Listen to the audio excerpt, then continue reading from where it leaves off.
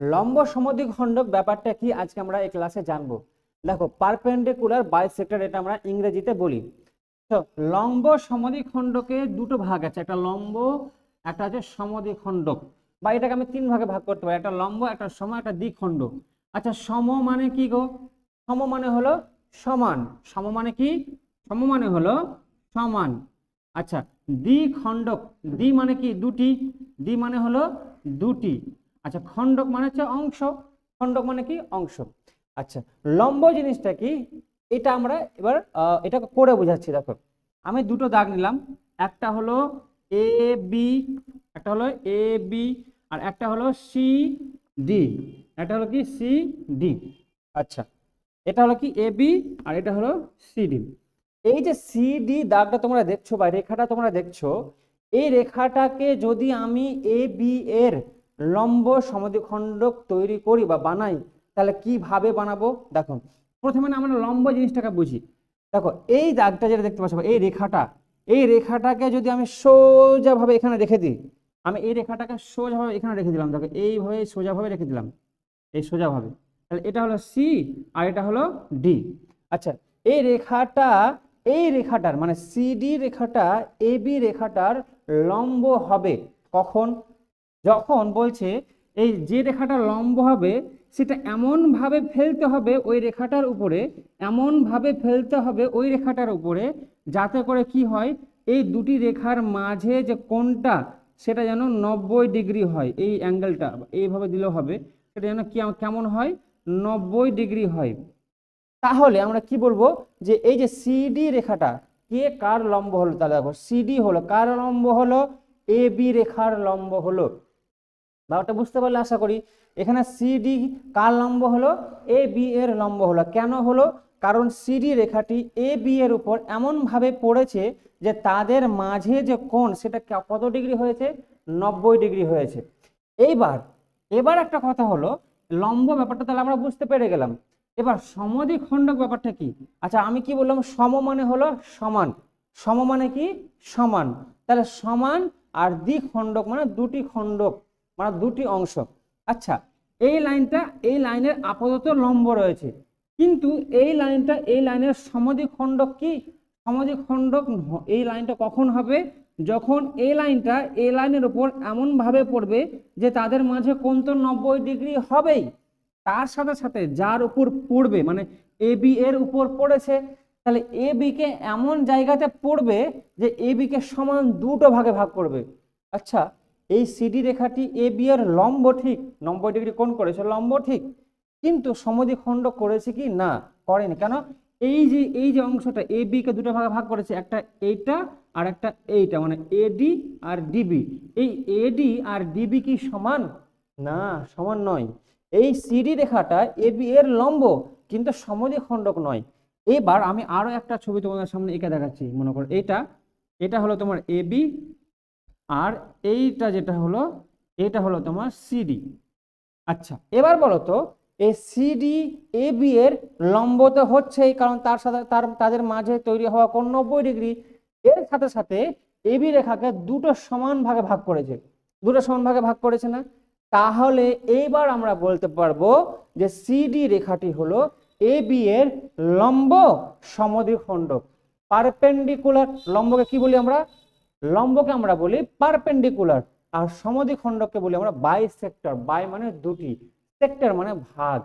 তাহলে এবার আমরা কি বলতে পারি? সিডি হলো এ বি এর লম্ব সমদ্বিখণ্ডক। আচ্ছা, আমরা লম্ব সমদ্বিখণ্ডক এমনি এমনিতে এভাবে এঁকে নিলাম, কিন্তু জ্যামিতিক্যালি বা জ্যামিতির মাধ্যমে আমরা কিভাবে একটা লম্ব সমদ্বিখণ্ডক তৈরি করব, সেই বিষয়টা আমরা এবার দেখব। এবার আমরা দেখব লম্ব সমদ্বিখণ্ডক আমরা কিভাবে তৈরি করব। দেখো, এর জন্য আমি একটা রেখা নিলাম, এই রেখা, এই রেখাটার নাম দিলাম এ, এবং এটার নাম দিলাম বি। ঠিক আছে, এটা এ বি একটা রেখা নিলাম। এই এ বি রেখার উপর আমরা কিভাবে লম্ব সমদ্বিখণ্ডক তৈরি করব। এই যে আমরা এ বি দাগটা নিলাম বা রেখাটা নিলাম, এর লম্ব সমদ্বিখণ্ডক তৈরি করার জন্য আমরা প্রথমে কি করব? আমরা কাঁটা কম্পাস বসাবো এ বিন্দুতে। এবার এখান থেকে একটা অর্ধেকের বেশি মাপ নিয়ে এ বিন্দুতে আমরা কাটবো। এখানে কাটলাম, সেম মাপ নিয়ে আমরা একবার কোথায় কাটবো? আমরা একবার নিচে কাটবো।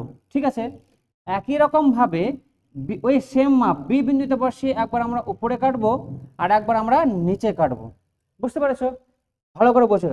অর্ধেকের বেশি মাপ নিলাম, এ বিন্দু থেকে বসিয়ে আবার উপরে একটা চাপ কাটলাম, নিচে চাপ কাটলাম, এগুলোকে চাপ বলা হয়। কি বলা হয়? চাপ। কারণ এটা কোনো না কোনো বৃত্তের অংশ, তোমরা জানোই। একই রকম ভাবে সেম মাপ নিয়ে বি বিন্দুতে বসিয়ে আমরা এখানে কাটবো একবার, এই চাপটাকে আবার কাটবো। এবার এই যে চাপগুলো যে একে অপরকে ছেদ করলো, এই ছেদ বিন্দুগুলোকে আমরা কি করব, একটা সরল রেখা দিয়ে সুন্দরভাবে যুক্ত করে দেবো। বুঝতে পেরেছো? এবার এই যে যুক্ত করলাম, এরা নাম দিয়ে দিলাম কি, আমি মনে করো সি, আর এর নাম দিলাম আমি মনে করো ডি। বুঝতে পারলে? এই যে সি এবং ডি রেখাটি পেলাম, এই সি এবং ডি রেখাটি এ বি রেখার উপর 90 ডিগ্রি কোণ করে আছে না? একদম সুন্দরভাবে দেখো, একদম লম্বালম্বি ভাবে আছে। এইখানে 90 ডিগ্রি কোণ করেছে, এই পাশেও 90 ডিগ্রি কোণ করেছে।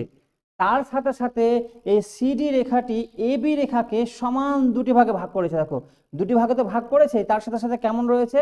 সমান রয়েছে, একদম সমান থাকবে।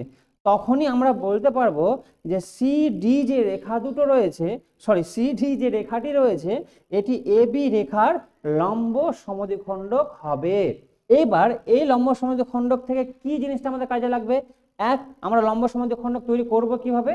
দ্বিতীয়ত হলো এই লম্ব সমদ্বিখণ্ডকের উপর একটা ছোট্ট একটা উপপাদ্য রয়েছে। কি উপপাদ্য রয়েছে? আচ্ছা, এখানে লম্ব সমদ্বিখণ্ডক কোনটা? সিডি রেখা হলো কি লম্ব সমদ্বিখণ্ডক। এবার উপপাদ্য বলছে যদি যেটা লম্ব সমদ্বিখণ্ডক হবে তার উপর যে কোনো বিন্দু নিতে পারো। তুমি এইখানে নিতে পারো, এইখানে নিতে পারো, এইখানে নিতে পারো, এইখানে যে কোনো স্থানে বিন্দু নিতে পারো। আমি সুবিধার জন্য বিন্দুটা এইখানে নিলাম। মনে করো এই বিন্দুটার নাম দিলাম আমি ও বিন্দু। কি নাম দিলাম?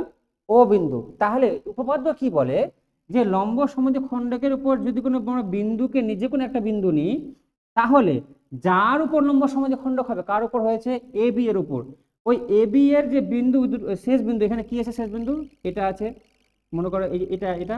তো এইখান থেকে এই রেখাটার দূরত্ব আর এইখান থেকে এই রেখাটার দূরত্ব, এই দুটো রেখা পরস্পর কি হবে?